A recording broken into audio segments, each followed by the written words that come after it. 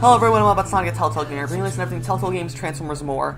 For today's review, we're going to be looking at Transformers Robots in the Skies Combiner Force Episode 9, Out of the Shadows. Now, I gotta say, with every episode, I keep saying, oh, this is the best episode of Combiner Force, this is the best episode of Combiner Force, but really, each episode just keeps getting better and better with, a couple slip-ups, but more so this season just keeps getting better and better, and definitely, right now, Out of the Shadows is probably the best episode of Combiner Force so far. There's absolutely nothing wrong with this. Finally, we get a really good, proper, drift-centered episode that is just does everything right, and we get more info on Drift and his whole story. So I'm gonna go ahead and do everything this episode did right. So the episode starts off with just all the Autobots getting up to more shenanigans. We actually see more of the Auto Fix-It testing out the whole Ultra B combiner thing, which we get this little funny thing of Fix-It trying to combine Sideswipe and Grimlock, and it ends up working, but ends up with Sideswipe getting put on top of Grimlock, so everything from the waist up of Sideswipe is on everything from the waist down of Grimlock in Dynamo, so he looks like a Cybertronian centaur. It's actually pretty funny.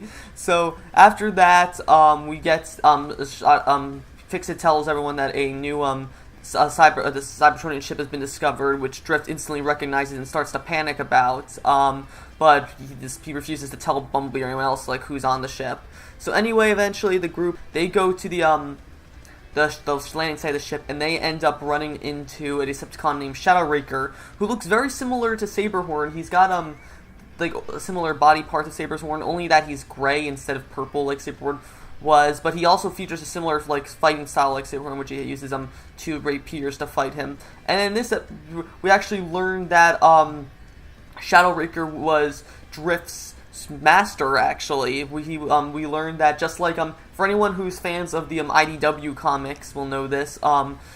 Just like in the IDW comics, Drift was actually not an Autobot the whole time. Originally, he was a Decepticon who went by the name of Deadlock, and he worked for Shadowraker, and who would basically take Cybertronians under his wing and make them do crimes for him. And so eventually, Drift escaped them with Jetstorm and Slipstream, and so Shadowraker's come back. Now, interesting thing about Shadowraker is that Shadowraker is actually voiced by Ian James Corlett, who, if you're a Transformers fan, you'll recognize him as the voice of Cheetor in the original Beast Wars animated series, which makes this the first time Ian James Corlett has voiced in a Transformers cartoon in nearly 17 years. So and I gotta say, I've only seen about a couple episodes of Beast Wars so far, but definitely Cheetor is one of my favorite characters in Beast Wars, so I'm glad to see that Ian James Corlett is back voicing them in Transformers. It's similar how in Season 2 we had Greg Berger, the original voice of Grimlock, voice the main villain of Season 2, Episode 11, Graduation Exercises. So it's nice to see Ian James Corlett back as Shadowraker, who definitely is probably one of the best Decepticons of Robots in the Sky so far. So eventually, Shadowraker gets away because his also mode's a spider. He ends up trapping Bumblebee, Drift, and everyone so that he has time to escape. So at this point, Jetstorm, we get a nice little conflict between Jetstorm and Slipstream and Drift, in which we see Jetstorm and Slipstream want to help Drift fight him, but he doesn't think that they're ready enough to battle Shadowraker. And I gotta say, this is kind of we've seen this a lot happen. This is very similar, I guess I would say, to Graduation Exercises too, in which Drift didn't really trust Jetstorm and Slipstream that much. And this again too, not with Drift, but with Sideswipe in the Starscream episodes, Minicon Madness and Mighty Big Trouble. Those two episodes, they were kind of sidelined too by Sideswipe. So it's nice to see that we're getting more involvement with the Minicons. So anyway, after this, the rest of them go back, and then the whole gang decides to split up, but Shadowraker ends up taking them down one by one until it eventually comes down to Shadowraker against Drift and the Minicons. Shadowraker ends up defeating Drift, and then, however, just as he's about to take back Slipstream and Jetstorm, apparently they decide, because Drift tells Jetstorm and Slipstream that they're not supposed to fight him, they end up actually conning Shadowraker into pretending to join Shadowraker. So basically what happens is that back in the beginning of the episode, all the Autobots see a news story on if you remember Crustacean from episode 4, Defrosted, we know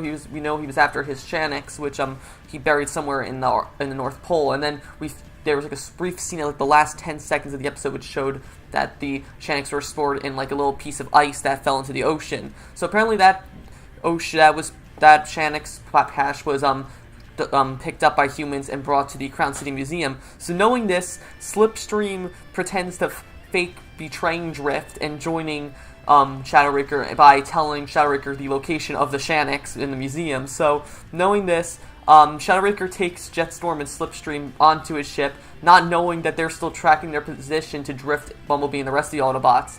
So by the time they get to the museum and get the Shanix, Drift number 1 returns to they fight Shadow Raker and end up defeating him. And it's a nice way to see how far the Unicons have come, is we haven't gotten a real lot of episodes of them. I mean, we had the last couple episodes of the Starscream episodes were centered on them. We had a couple episodes in Season 1 around them, but nothing really in Season 2, and so I'm glad to see that we got another episode focusing on the Minicons, and I hope to see more of them in the future. And so that's going to be it for my review of Transformers Robots in the Skies Combiner Force Episode 9, Out of the Shadows. If I had to rate this episode, I would give it a 10 out of 10. Shadow Raker was a really, really good villain.